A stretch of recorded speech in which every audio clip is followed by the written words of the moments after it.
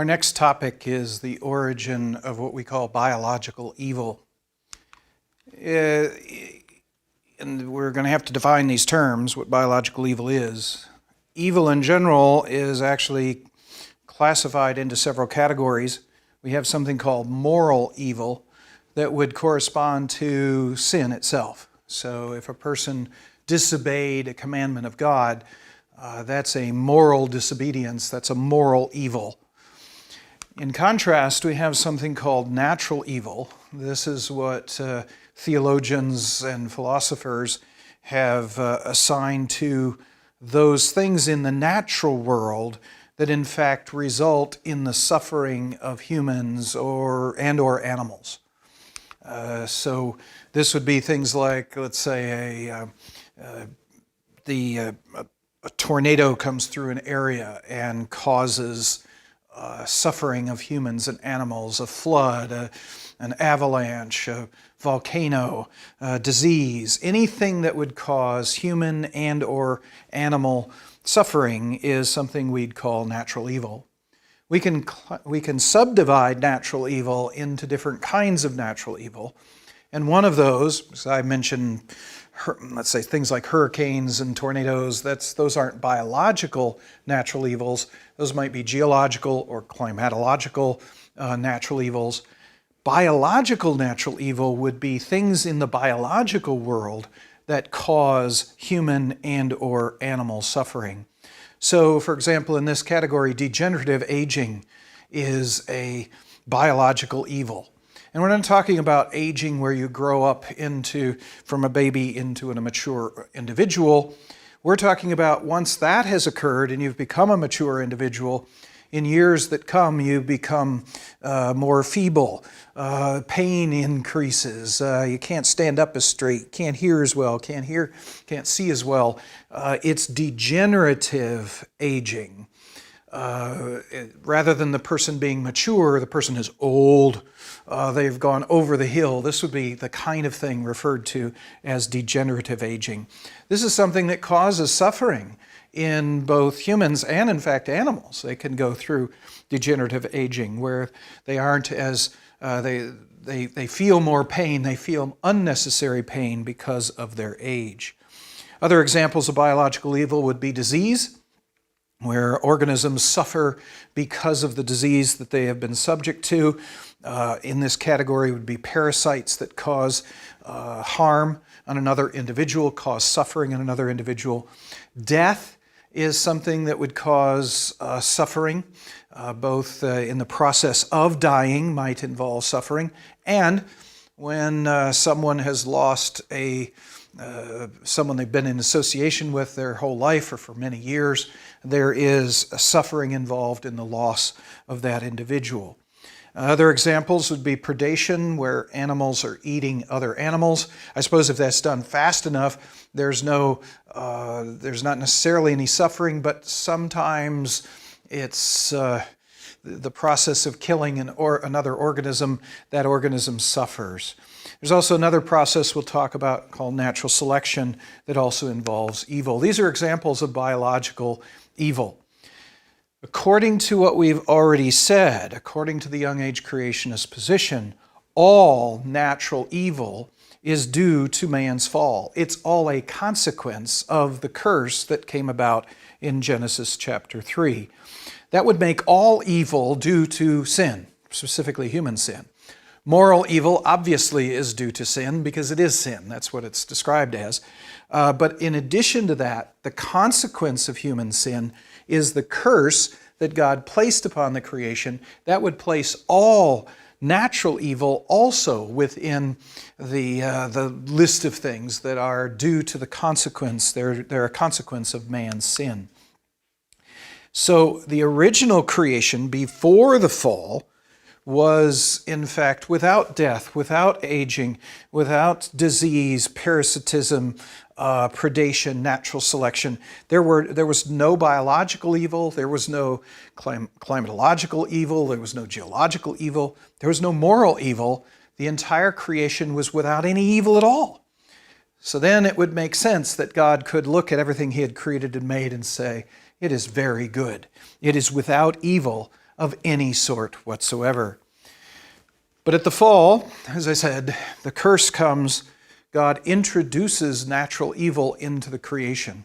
And I'm going to argue that there are at least two different major types of natural evil, in this case biological evil, that's introduced at the fall.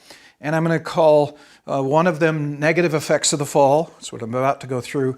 And the other, the evil minimizing effects of the fall, we'll come to after this. First of all, the negative effects of the fall. Here, trying to conceive of what it was that changed from the pre-fall world to the post-fall world. What changed with the curse? If, in fact, death is introduced after the fall, then before the fall, humans never died, would have never died. Animals would have never died. If the fall had never occurred, they would never have done so. How is it that humans could exist forever and ever? How is it that animals could exist forever and ever? If for this to occur, it would seem that there must have been something designed in humans, in animals, that allowed them to repair any damage that might have happened. If you accidentally hurt yourself, cut yourself, something like that, there's got to be repair mechanisms that God created in humans and animals to completely and perfectly repair whatever damage was done. This would mean biological repair systems or designs were in place before the fall that were perfect. They never made a mistake. They perfectly repaired every mistake.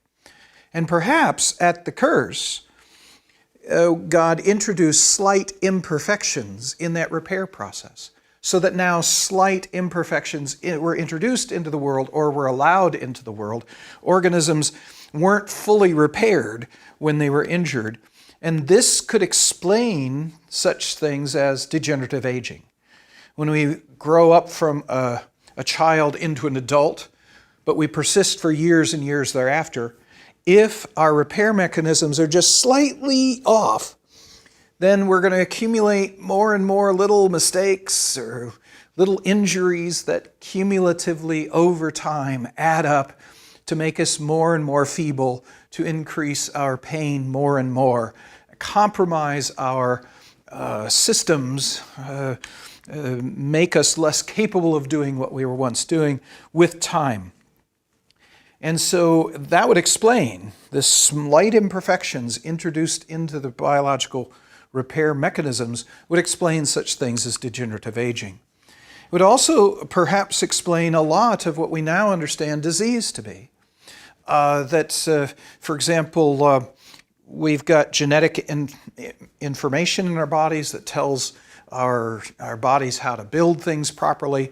If small mistakes were inserted into those instructions on what is on how to build things in the body, things called mutations. We'll talk about these later. We'll learn a little bit more about them later. Then gradually we would get to a point where our bodies don't work as well, where we have genetic diseases. So genetic diseases might be the result of slight imperfections. Also, organisms that are supposed to be living with us in mutualistic relationship with us. Let's say there was some small changes that occurred in them, that those organisms started to eat slightly different things than they did before because of these mistakes. They maybe ate the right things but at the wrong times. Now perhaps these organisms that were once in a nice mutualistic relationship with us began, in fact, to extract more from us than we gave to them. So what was once a nice relationship where each benefited the same amount, gradually one organism would benefit at the expense of the other would actually be harmed. When you've got a situation of a long-term relationship between two organisms where one organism is in fact benefiting but the other is being harmed in the relationship, we call that parasitism. So we now have three major types of symbiosis that we've looked at in the course so far. We've got mutualism, where both benefit equally. We've got commensalism, where one benefits, the other doesn't seem to be affected positively or negatively. And now we have parasitism, where one organism benefits, the other is harmed in that relationship. It's very likely that parasitism comes following the fall as a result of slight imperfections in the parasite that is hurting another organism. In general, we might expect that pathogenesis in general comes as a result of the curse. What is pathogenesis? It's derived from two Greek words, pathos, which means suffering or refers to suffering, and genesis, which refers to the origin of. Pathogenesis is the origin of suffering. Pathogenesis is actually the process whereby a disease comes to be. How is it that a person begins to suffer because of a disease? That's pathogenesis. And pathogenesis, the origin of disease, probably dates from after the fall because of these slight imperfections in repair mechanisms. So pathogens, these are organisms that cause disease. Pathogens were probably organisms before the fall that were in nice mutualistic relationship with other organisms, but after the fall began by slight imperfections in their repair mechanisms, they began to eat too much, or they began to harm the organism they were with, and causing, therefore, disease in those organisms. So we suspect that it's at the fall that pathogenesis occurs, that pathogens enter the system, that parasites begin, that disease itself arose after the fall because of basically broken relationships that were once before the fall very positive, constructive relationships. Also, we've already the arise of not just organisms that cause disease by being inside another organism normally causing disease, but the parasites that I referred to. Parasite, by the way, is the animal that's benefiting but doing the harm on another organism. The host is the organism that is being parasitized by the parasite.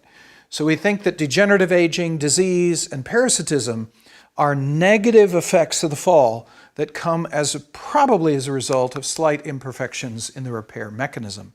But those weren't all the changes that occurred at the fall. That's not all the biological evil that's introduced at the fall.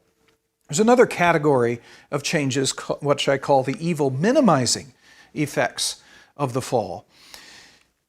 When God introduced the curse, there's a possibility that this curse, this broken, what was once perfection in the world is now broken, that break might shatter the world and destroy any of the pictures that God wanted to show of himself. He doesn't want that to happen.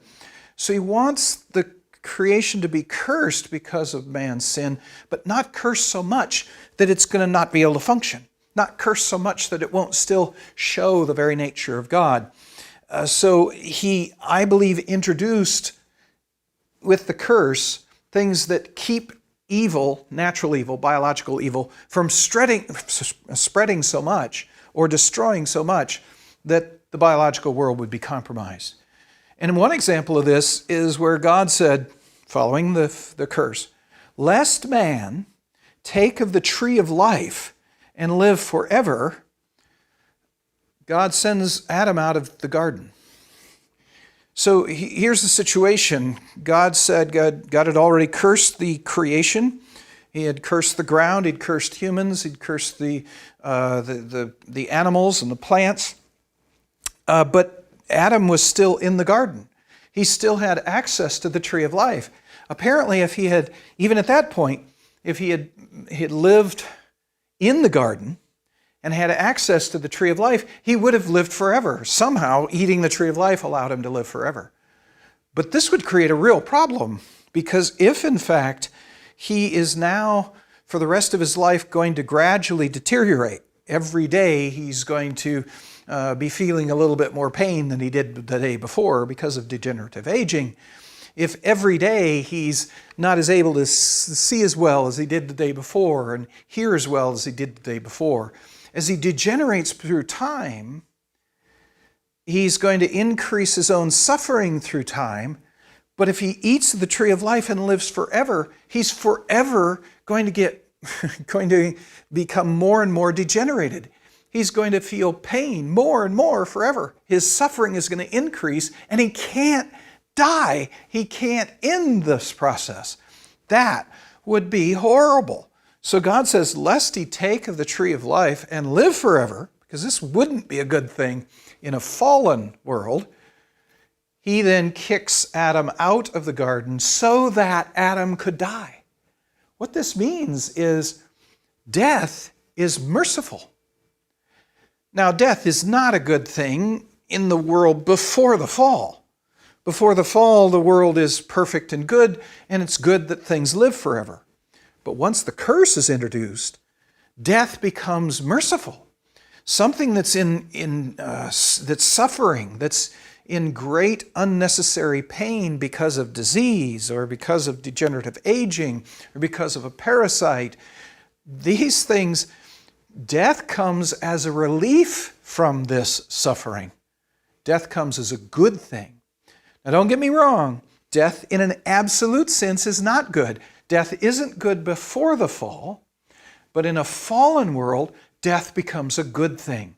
Death is an evil minimizing thing. After the fall, it functions to limit the amount of evil or suffering that's in the world. And so in general, God introduced death to minimize the suffering of animals and humans. Again, it's not good before the fall, and none of these things that I'm about to mention are good before the fall, but after the fall, they become good things to limit the evil of the fallen world. But as soon as he's introduced the concept of death, if he doesn't change some other things, organisms are going to go out of existence. Because if in the pre-fall world, organisms never died, if animals never died, then when they had their offspring, none of those offspring would ever die. They were commanded to fill the earth. They probably didn't produce a lot of offspring because everyone's going to survive. And there's probably going to be a day when they fill the earth when they will stop reproducing. The reproductive rate in organisms before the fall was probably very, very low. Because it really doesn't matter how long it takes to fill the earth either. So if that had remained the case after the fall, then for every animal that died, they wouldn't be producing enough young to replace the ones that died. And then if a disease came into a population, it could wipe things out faster than those organisms were able to replace those who were dying due to the disease. So in order for species to continue after the fall, after the fall, for organisms to survive, God's going to have to step up the reproductive rate. Organisms are going to have to be producing young much faster than they did before the fall to make sure that they can survive this event called the curse. And this introduces something we call overproduction. Organisms produce more offspring, more young, than can survive to produce offspring of their own, because some of them die before they can produce offspring. So you have to produce, if you want 90 offspring to survive, but you know that 30 of them are going to die before they get to that stage, then you're going to have to produce 120 offspring in order for 90 of them to survive, to have young, which means you've got to produce more, 120, than are going to survive. You're going to have 100. This is called overproduction, where you're producing more organisms than will survive. There's another consequence, though, to overproduction. That's a good thing for keeping the species alive, but here's another problem. Now you've got 120 organisms competing with one another to eat the resources of 90 organisms. In other words, there's something we call natural selection that comes in at this point. When you're overproducing, you're producing more offspring than will survive, then they're going to be competing for limited resources. And under those circumstances, when they're competing with one another, the ones that are strongest are going to make it. The ones that are weakest, that can't get to the food as effectively as others, will in fact die. So natural selection takes out the organisms that are weaker and preserves the ones that are stronger.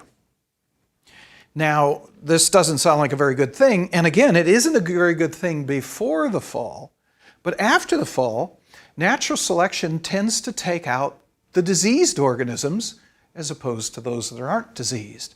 It takes out those that are suffering more than those who are suffering less. Because the ones who are suffering more usually can't get to the food or can't get to the food faster than the others. So natural selection tends to take out the suffering in the world, tends to take out those who are suffering the most. Which means natural selection tends to minimize the amount of suffering in the world the same kind of way that death does. And so we also introduce at this time, God introduced at this time, predation, carnivory, where animals are eating other animals. Now again, this is not a good thing in a pre-fall world, before the fall, but after the fall, if animals eat other animals, then the ones that are being eaten are going to have to try to run away from the ones that are eating them. The predators will tend to catch and eat the slower ones among the prey. The slower ones are typically those that are sicker, those that are undergoing the most suffering. So just like natural selection tends to take out the ones that are suffering the most, predation and carnivory take out the animals that are suffering the most. This again minimizes the evil, the disease, and so on that we find in the world. At the same time, God introduced yet another thing. Because if you've got animals now eating other animals, then what about the poor animals that are being eaten? God introduced into those animals what we call defenses, biological defenses. God introduces abilities in the animals that are being pursued to be eaten, the ability to run fast, the ability to fight back, the ability to hide, to camouflage. None of these things would be necessary before the fall. You don't have to hide if you're not dying and you're not afraid of dying. You don't have to fight back if nothing is attacking you, that you're in mutualistic relationship with everything else. This is only necessary in that fallen world with predation.